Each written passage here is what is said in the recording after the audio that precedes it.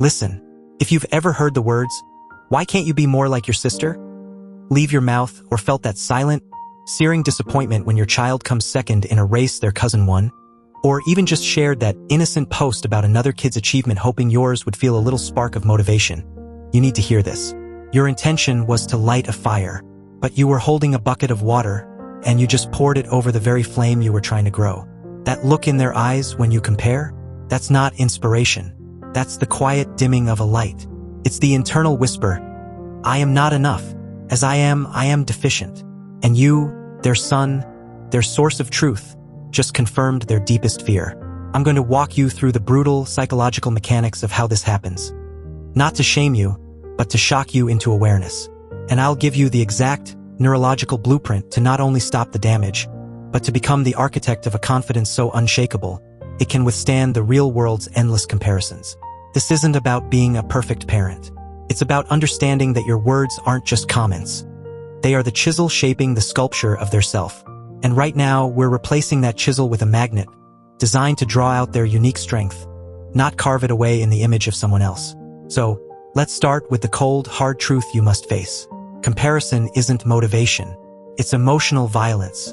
It's a transfer of your anxiety, your unmet expectations, your own social shame, onto the soul of a person who trusts you to define their reality.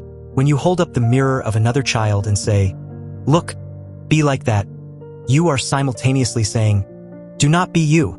You are asking them to perform a permanent magic trick, to disappear and be replaced. And every time they fail, and they will always fail because they can never be anyone but themselves, a piece of their authentic self goes into hiding. That confident, babbling toddler who thought they were the center of the universe? You didn't lose them to age. You lost them to 1,000 tiny cuts of, "Look how well they are doing." Picture this. Your child's mind is a blank canvas for the first decade of their life. And you are the most important painter. Every glance, every word, every sigh is a brushstroke.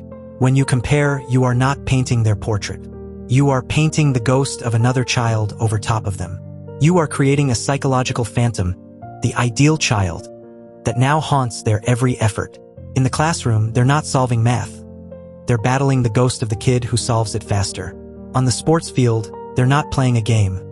They're running from the ghost of the sibling who is more athletic. At the dinner table, their stories aren't stories. They are additions, judged against the ghost of the more articulate cousin. They stop living their life. They start performing an endless, unwinnable audition in their own home. And the critic's voice? It's yours. Here's the brutal psychology you've been blind to. Comparison doesn't create ambition. It creates a fixed mindset. It teaches them that their worth is a finite score, ranked on a public leaderboard.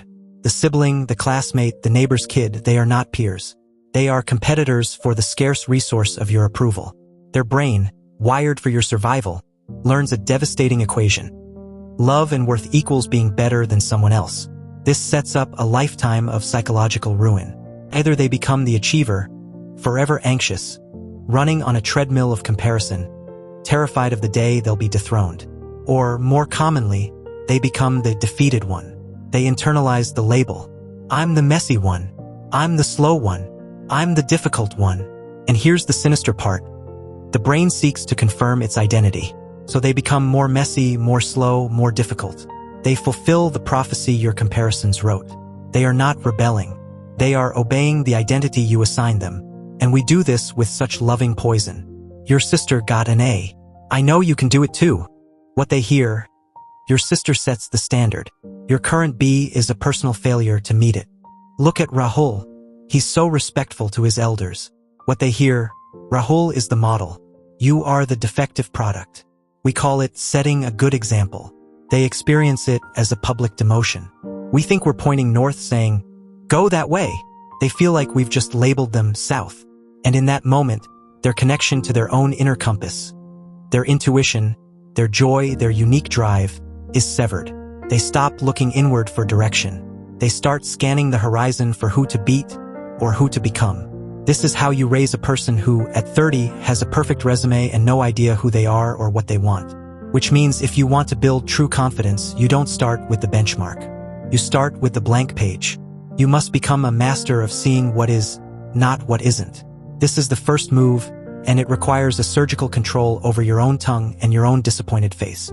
The next time you are about to use another child as a yardstick, whether in praise or criticism, you stop. You bite your tongue until it hurts. You do not give voice to the ghost. Instead, you turn your gaze with fierce, deliberate focus onto the child in front of you. You become an archaeologist of their specific, unique self. You are not looking for gold where you found it in another dig site. You are looking for the unique fossil only this site can reveal. Your calm, intentional silence in the face of a comparative thought is the pattern interrupt. They are braced for the "why can't you?" Your quiet, focused attention on them alone is the one script their defensive heart doesn't know. Creates cognitive dissonance. Why is she just looking at me without mentioning my brother? But here's the catch. Your attention can't be a performance. It can't be the hollow "you're special" trophy they know everyone gets. This is where most parents fail. They either use comparison or they swing to empty, meaningless praise that the child sees right through. Both are confidence killers. Your observation must be specific, factual, and devoid of ranking. You don't say, "You're so smart." Vague puts pressure. You say, "I saw how you kept trying different ways to solve that puzzle." That persistence is impressive. You don't say, "You're the best artist." Comparison-based. You say, "The way you used dark blue here next to the yellow makes this part of the painting feel so deep and mysterious. Tell me about that choice." You are describing their process, not judging their product against another's. When you become a commentator on their unique journey, not a judge of their podium position, two thoughts hit them. 1. She's really watching me. 2. My way of doing things has value. That second thought is the bedrock of authentic confidence. Now we layer in the destruction of the hierarchy. You have to actively dismantle the leaderboard you may have inadvertently built. In your language, in your home. This means when one child excels, you celebrate them without using it as a silent lesson for the other. You say to your athletic child, "Your dedication to practice really paid off in that game. I'm proud of your hard work." You say it privately, or if in front of siblings, you follow it with a completely separate, unrelated acknowledgement of another child's strength. "And I noticed you showed great kindness comforting your friend today. That matters deeply." You are teaching a radical concept. That qualities exist on parallel tracks, not a single ladder. Kindness is not better than athleticism. Creativity is not less than academic brilliance. They are different colors in the spectrum of human value. Your home must become a gallery, not a competition hall. And here is the most powerful tool you are missing. The power of "I see you." Not for what you wish they were, for who they are in their mundane, glorious, imperfect specificity. I see you get really quiet in big groups. That tells me you're a deep observer. I see how you organize your toy cars by color and size. You have a mind for patterns. I noticed you stood up for your friend even when it was hard. That is integrity. This practice of non-comparative witnessing is like oxygen to their sense of self. It tells them they exist, fully and validly, without reference to anyone else. It builds an internal fortress. When the world outside inevitably compares them, and they will have a voice inside your voice that says, "I see you, as you are." And that is enough. That is the voice that drowns out the noise. When the moment of failure comes, and they will come last, they will fail the test the sibling aced, you re-enter strategically. Not with "see if you'd studied like them." You lead with empathy for the experience, not a comparison of the outcome.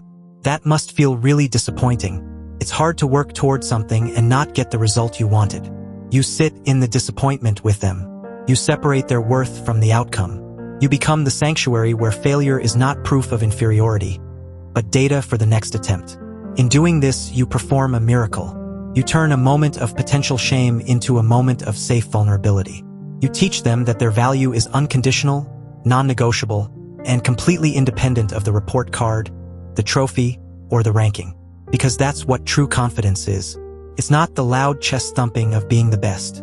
It's the quiet, inner knowing that you are inherently worthy, regardless of where you stand in the race. It's the courage to run your own race on your own track, at your own pace. You are not building a child who needs to win. You are building a human who knows how to belong to themselves. I know the world compares. I know the pressure is real. Your instinct is to prepare them for that brutal game by practicing it at home. But that's like preparing someone for a storm by burning their house down. You have to build a home so strong, so accepting, so rooted in the truth of their intrinsic worth, that when the storms of comparison rage outside, they have an unshakable shelter within. You are not their first critic. You are their final sanctuary. You are the one who teaches them that the only comparison that ever matters is the one between who they were yesterday and who they choose to be today. And that is a race they can always win. If this feels like the awakening you needed, if you're seeing the ghosts you've created and are ready to lay them to rest, then you're in the right place. This channel, Strategic Parenting, is for you. We're not about blame. We're about awareness. We're about building the unshakable core. If you're ready to be the builder of that kind of confidence, drop a comment with the word enough, so I know you're committed to this sacred work. And hit that subscribe button, because what's coming next is how to heal the confidence you may have already broken. The exact words to say to a child who already believes they are less than. Your journey from being an accidental critic to becoming an intentional architect starts now.